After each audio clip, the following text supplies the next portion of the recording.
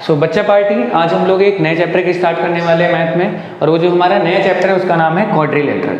देखो ये चैप्टर बड़ा आसान सा चैप्टर है, ठीक है। कुछ बच्चों को ये डिफिकल्ट लगता है, लेकिन हम इसको एकदम बेसिक से, बेसिक का मतलब कि जिस बच्चे को, ठीक है, बिल्कुल भी नहीं पता इस चैप्टर के बारे में, ठीक है, या ऐसे बच्चा कि भाई जिसकी मैथ बहुत वीक है, हम उसके अकॉर्डिंग पढ़ने वाले हैं। हमारा जो मोटिव होना चाहिए वो होना चाहिए कि वीक बच्चे को अगर समझ आ रहा है तो स्ट्रांग वाले को तो समझ आ ही जाएगा, ठीक है। तो सबसे पहले देखो, हम जब भी चैप्टर स्टार्ट करेंगे सबसे पहले हम अपनी हेडिंग से स्टार्ट करेंगे। अगर हम यहाँ पे हेडिंग देखें तो हेडिंग है हमारी क्वाड्रिलेटरल, ठीक है। तो सबसे पहले तो हमें ये समझने की जरूरत है कि एक्चुअली में क्वाड्रिलेटरल होता क्या है। देखो मैं ये मान के चल रहा हूँ कि अगर आप अभी क्वाड्रिलेटरल की वीडियो देख रहे हो तो आप ट्राइंगल ऑलरेडी पढ़ चुके हो। ट्राइंगल जब आपने पढ़ा होगा तो आपने देखा होगा ट्राइंगल हमारा एक ऐसा क्लोज्ड फिगर होता है जो 3 लाइन सेगमेंट से मिलके बना हुआ होता है। अगर हम क्वाड्रिलेटरल की बात करें तो हम क्वाड्रिलेटरल को बोल सकते हैं कि भाई हमारे पास एक ऐसा क्लोज्ड फिगर जो 4 लाइन सेगमेंट से मिलके बना है, वही हमारा क्वाड्रिलेटरल है। अब बात आती है, बहुत बार बच्चों को डाउट होता है कि ये लाइन सेगमेंट क्या है, ठीक है, क्लोज्ड फिगर का मतलब क्या है। तो हम लोग एक एक चीज को समझते हुए चलेंगे, ठीक है। सबसे पहली बात, क्लोज्ड फिगर का मतलब क्या है, ठीक है। तो देखो क्लोज्ड का मतलब ही हमें पता है भाई, क्लोज्ड का मतलब बंद, क्लोज्ड फिगर का मतलब कि जो हर साइड से बंद है। जैसे ये जो मैंने फिगर आपको बनाया है, ठीक है, देखो ये कहीं से भी आपको ओपन दिख रहा है, हर साइड से ये क्लोज्ड है, तो पहली बात तो ये क्लोज्ड फिगर है। दूसरी बात, लाइन सेगमेंट का मतलब क्या होता है। तो देखो हम लाइन सेगमेंट को ऐसे डिफाइन कर सकते हैं कि अगर हमारे पास 2 पॉइंट है, जैसे सपोज करो हमने एक पॉइंट लिया ए, एक पॉइंट लिया बी, और इसको हमने ज्वाइन कर दिया, तो जो हमें फिगर मिला ए बी, सिर्फ इसकी अगर मैं बात करूं, बाकी सबको हटा दो, तो ये जो ए बी हमारा एक लाइन सेगमेंट है। लाइन सेगमेंट मतलब एक स्ट्रेट फिगर जो 2 पॉइंट को ज्वाइन करने पे मिल रहा है, जिसकी लेंथ क्या है, फिक्स, वही हमारा लाइन सेगमेंट है। अब अगर इस तरह की आप लाइंस की बात करो, लाइन सेगमेंट की, तो देखो इसमें कितने दिख रहे हैं, 1 2 3 4, मतलब आपको ये दिख रहा है कि ये जो फिगर हमने बनाया है, जिसपे अभी हम डिस्कशन आगे करने वाले हैं, ठीक है, इसमें अगर हम देखें तो इसमें 4 लाइन सेगमेंट है।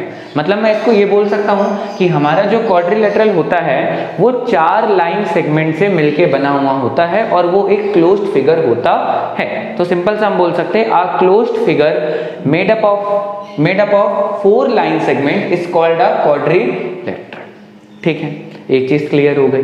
अब इसके बाद देखो, जब भी हम मैथ में कोई चीज पढ़ते हैं, ठीक है, खासकर अगर हम ज्योमेट्री से रिलेटेड कुछ पढ़ते हैं, शेप से रिलेटेड कुछ पढ़ते हैं, तो हमारी बात आती है उस शेप्स को हम लिखेंगे कैसे, नाम कैसे देंगे। और देखो नाम कैसे देना, ये चीज बहुत इंपॉर्टेंट है। जैसे अभी देखो आप देख रहे हो इसको, ठीक है, आपका भी कुछ ना कुछ नाम होगा। अगर सपोज कर लो किसी का कुछ नाम हो ही ना, और एक जगह सब लोग सेम टाइप के कपड़े पहने हुए बैठे, ठीक है, और आपको उनमें से किसी को बुलाना है, आपको सिर्फ उनका सर दिख रहा है, आप कैसे बुलाओगे।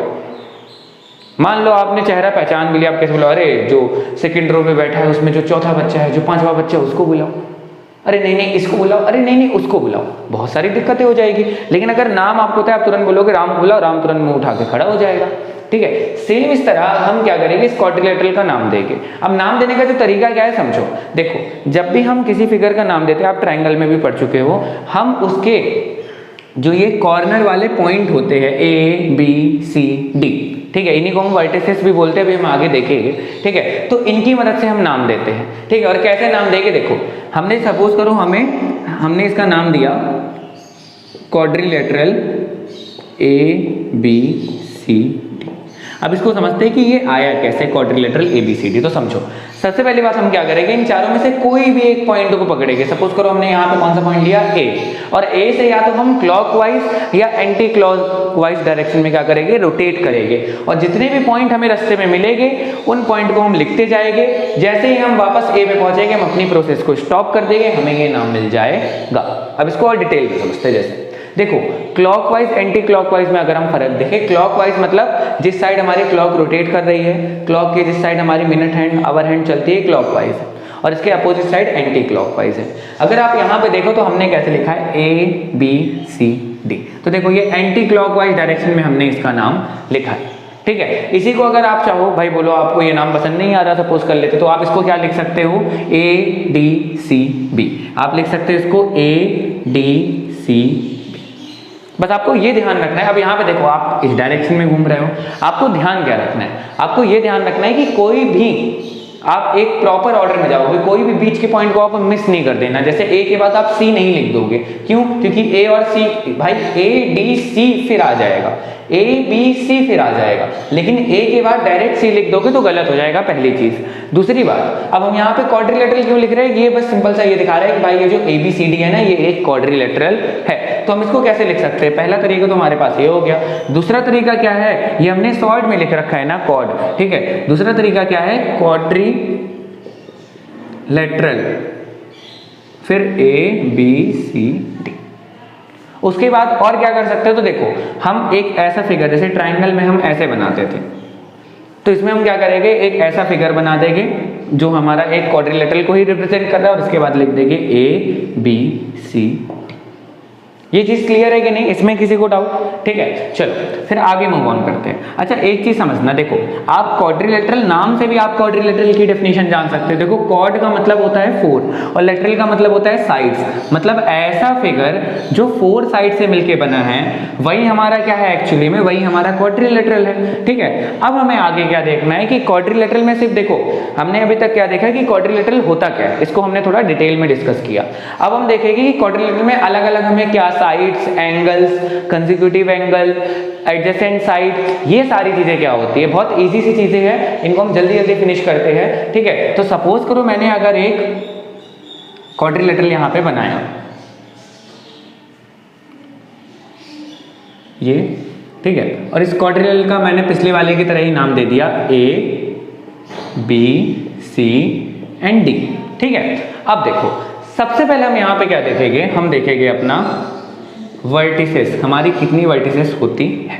तो वर्टिसेस सिंपल से क्या है समझो, हम इसको दो तरह से डिफाइन कर सकते हैं। आपको कभी भी अगर डाउट हो क्या है, ठीक है, पहली बात तो ये जान लेना, वर्टिसेस का मतलब एक से ज्यादा, ये प्लूरल है। सिंगुलर में अगर आप बोलोगे तो इसको बोलोगे वर्टेक्स, और इसी को कुछ लोग क्या बोलते हैं? कॉर्नर।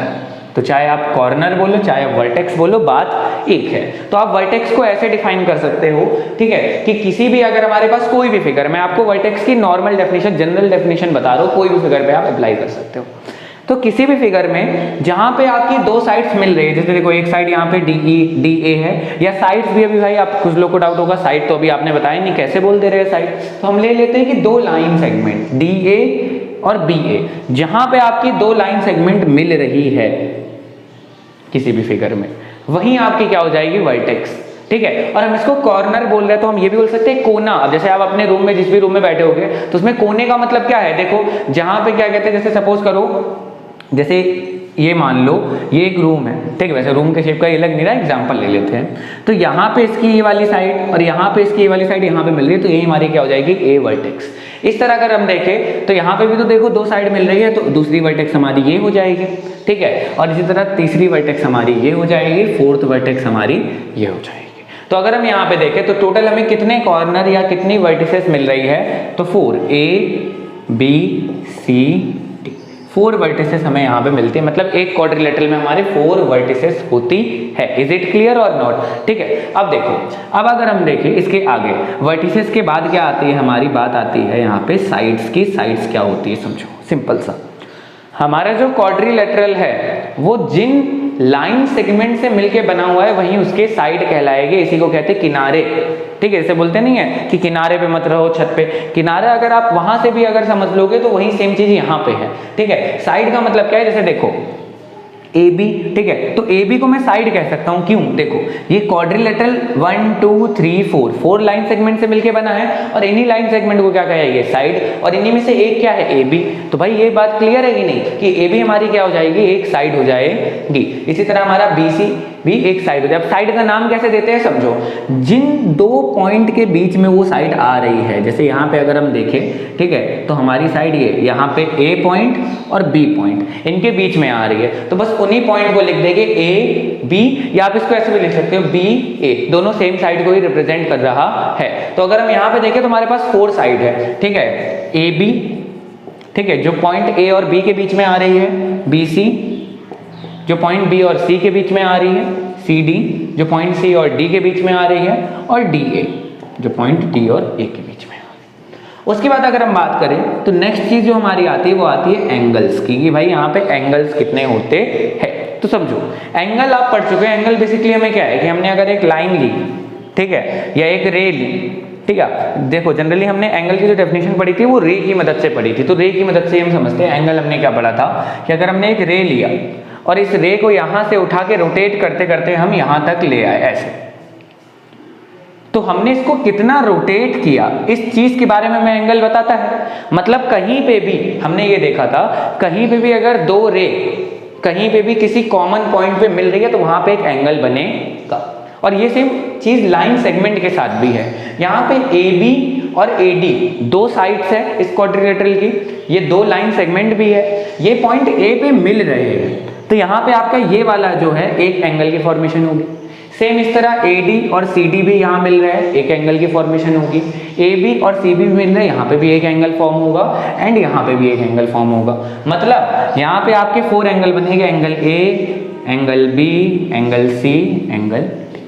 यहाँ तक क्लियर है, ठीक है। अब उसके बाद नेक्स्ट आता है हमारा यहाँ पे अपोजिट साइड्स, और इसी के साथ हम समझेंगे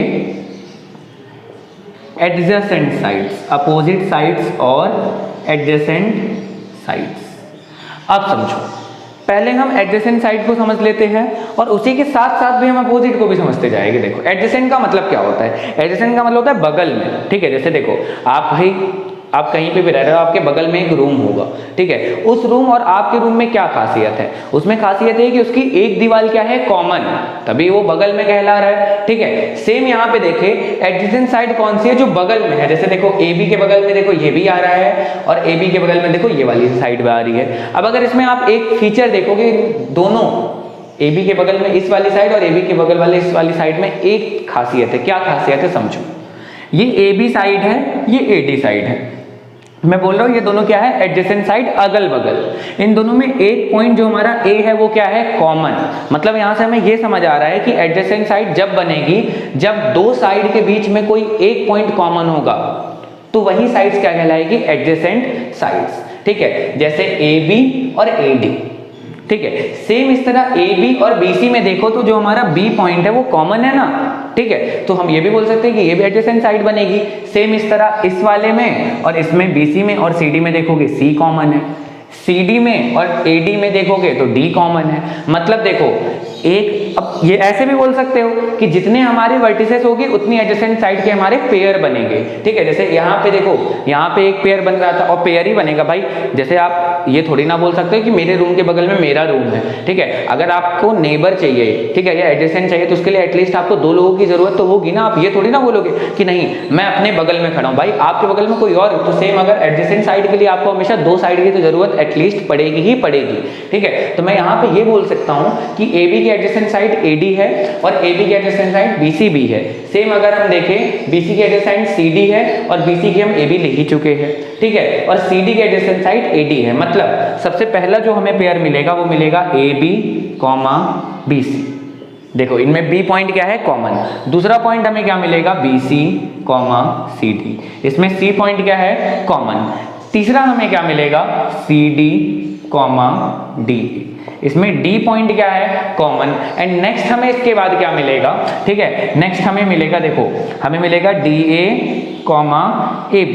इसमें क्या है, A पॉइंट कॉमन। तो हमें ये समझ आ गया कि हमारी 4 एडजेसेंट साइड होती है। अब अपोजिट क्या है समझो भाई, जो अगल बगल नहीं है, ठीक है। देखो इसमें या तो देखो अगल बगल होगा या सामने होंगे, तो जो अगल बगल नहीं है वो सामने है, मतलब वो अपोजिट साइड है। जैसे देखो AB के सामने कौन सी साइड दिख रही है, CD।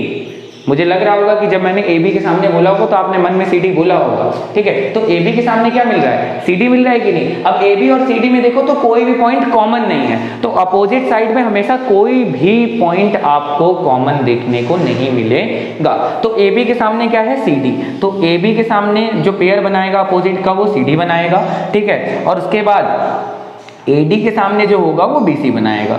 ये क्लियर है कि नहीं भाई, इसमें किसी को कोई डाउट, ठीक है। अब समझो जैसे हमने अपोजिट साइड और एडजेसेंट साइड देखी, वैसे ही हमारा अपोजिट एंगल्स, ठीक है, और एडजेसेंट एंगल आप बोल सकते हो, लेकिन एडजेसेंट एंगल की जगह हम एक टर्म यूज करते हैं कंसेक्यूटिव एंगल्स, कंसेक्यूटिव एंगल्स, ठीक है। तो कंसेक्यूटिव एंगल या अपोजिट एंगल में क्या फर्क है समझो। कंसेक्यूटिव का मतलब जो लगातार दो एंगल पड़ रहे हैं, जैसे देखो ए के बाद लगातार बी पड़ रहा है, ए के बाद लगातार डी पड़ रहा है, तो ए और डी भी कंसेक्यूटिव कहला सकते हैं और ए और बी भी कंसेक्यूटिव कहला सकते हैं। लेकिन अगर ए के बाद देखो सी, तो ए के बाद सी लगातार नहीं पड़ रहा, देखो बीच में इधर बी आ जा रहा है, इधर डी आ जा रहा है, तो कंसेक्यूटिव का मतलब जब दो एंगल लगातार पड़ते हैं किसी भी क्वाड्रिलेटरल में, ठीक है, या जो ऐसे ही बोल सकते हो अगल बगल के भी एंगल हो, ठीक है, वो हमारे कंसेक्यूटिव एंगल होते हैं। अब इसमें भी आपको एक खासियत देखने को मिलेगी, मैं बोल रहा हूँ एंगल ए और एंगल बी कंसेक्यूटिव एंगल है। अच्छा, एंगल ए कौन कौन सी साइड के बीच में बन रहा है, ए बी और ए डी। एंगल बी कौन कौन सी साइड के बीच में बन रहा है, ए बी और बी सी। अगर आप ध्यान से देखो तो दोनों एंगल में ए बी साइड क्या है, कॉमन। अब देखो रिलेट करना, जब हमने यहाँ पे एडजेसेंट साइड पढ़ा था तो एडजेसेंट साइड में हमने देखा कि एक कॉर्नर दोनों साइड का क्या होगा, सेम होगा, या एक वर्टेक्स दोनों में कॉमन होगी। एंगल में हमने देखा कि दोनों एंगल की, ठीक है, एक साइड, ठीक है, क्या होगी, कॉमन। ठीक है, तो अगर हम यहाँ पे देखें कंसेक्यूटिव एंगल, तो एंगल ए का कंसेक्यूटिव पहले क्या हो जाएगा, बी, ठीक है, एंगल बी का कंसेक्यूटिव क्या हो जाएगा, सी, और सी का कंसेक्यूटिव क्या हो जाएगा, डी, और डी का कंसेक्यूटिव क्या हो जाएगा, ए। ठीक है, अब देखो मतलब हमें समझ आ रहा है कि 4 हमारे कंसेक्यूटिव एंगल भी बनेंगे। अब अपोजिट एंगल क्या है भाई, जो लगातार ना हो, जैसे ए और सी, तो देखो ए और सी के बीच में इधर बी आ रहा है, इधर डी आ रहा है, मतलब ये लगातार नहीं है, ये अपोजिट है। और अपोजिट मतलब जो सामने हो, ए के सामने आपको क्या दिख रहा है, सी ही तो दिख रहा है। ठीक है, तो angle A comma angle C आपका पहला अपोजिट एंगल बनेगा। ठीक है, उसके बाद angle B comma angle D आपके दूसरे अपोजिट पेयर ऑफ एंगल बनेंगे। ये सारी चीज हमने समझ ली। इसके बाद जो लास्ट चीज आती है वो आती है डायगोनल। डायगोनल क्या होते हैं, देखो डायगोनल को बहुत बार हम लोग मिसअंडरस्टूड करते हैं। ठीक है, मैंने देखा है कि मैं बच्चों से पूछता हूँ डायगोनल क्या होता है, बच्चे नहीं बता पाते, या जनरली वो क्या बताते हैं कि एक ऐसी लाइन जो किसी भी फिगर को 2 इक्वल पार्ट्स में बांट रही है। देखो ये बात सही नहीं है। डायगोनल को हम ऐसे बोल सकते हैं कि हमारा ये क्वाड्रिलेटरल है, इसमें हमने क्या किया, अपोजिट वर्टेक्स। अब अपोजिट वर्टेक्स मतलब इसके सामने ये, तो ये इसकी अपोजिट वर्टेक्स है। तो किसी भी क्वाड्रिलेटरल में हम अपोजिट वर्टेक्स को जब ज्वाइन करते हैं तो जो लाइन सेगमेंट फॉर्म होती है वही उसका क्या होता है, डायगोनल। डायगोनल किसी भी फिगर को 2 पार्ट्स में बांटता है। वो इक्वल हो भी सकते हैं और नहीं भी, ये बात दिमाग में रखना। ये नहीं बोल सकते कि डायगोनल हमेशा 2 इक्वल पार्ट्स में ही बांटेगा। जैसे यही देख लो, ये वाला पार्ट थोड़ा सा ज्यादा लग रहा है, ये वाला थोड़ा सा कम लग रहा है। ठीक है, तो डायगोनल सिंपल सा बोल सकते हो। ठीक है, a line segment obtained by joining 2 opposite vertices of a quadrilateral, ठीक है, is known as diagonal। यहाँ पे देखें तो एक डायगोनल हमारा AC मिलेगा और एक डायगोनल हमारा मिलेगा DB। तो हमारे 2 डायगोनल मिलेंगे AC एंड DB। ठीक है, तो देखो यहाँ तक क्लियर है। यहाँ पे हमने क्वाड्रिलेटरल के सारे बेसिक कवर कर लिए। अब नेक्स्ट पार्ट में हम क्या करेंगे, नेक्स्ट पार्ट में हम डिस्कस करेंगे टाइप्स ऑफ क्वाड्रिलेटरल। देखो मैं धीमे धीमे इसलिए चल रहा हूँ कि जिससे आपको एक एक चीज क्लियर होती जाए। ठीक है, सो वो मैं करता हूँ कि भाई आप लोग को सारी चीजें समझ आई होगी। Thank you for watching till the end. मिलते हैं नेक्स्ट पार्ट में।